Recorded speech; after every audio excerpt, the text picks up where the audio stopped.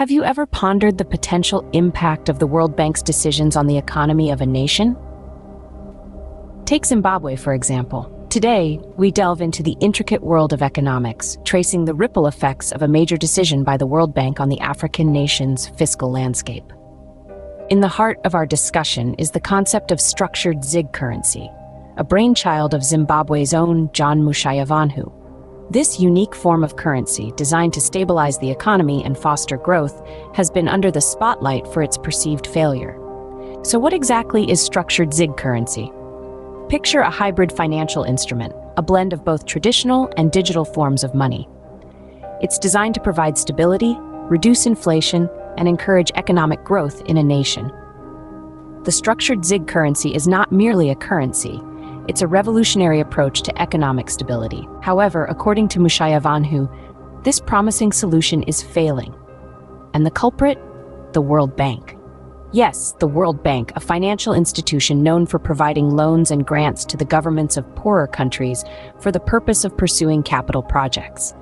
Mushayavanhu asserts that the World Bank's policies and decisions have undermined the potential success of the structured ZiG currency, leading to its current state of failure.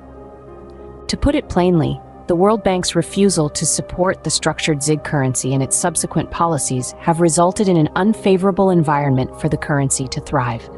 Without the necessary backing and a conducive economic environment, the structured ZiG currency struggles to achieve its intended purpose, leading to the current state of economic instability in Zimbabwe.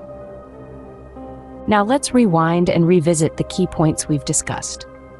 We've delved into the concept of structured ZiG currency, a hybrid financial instrument designed by John Mushayavanhu to foster economic growth in Zimbabwe. We've explored how this innovative solution is failing, according to Mushayavanhu, due to the World Bank's decisions and policies.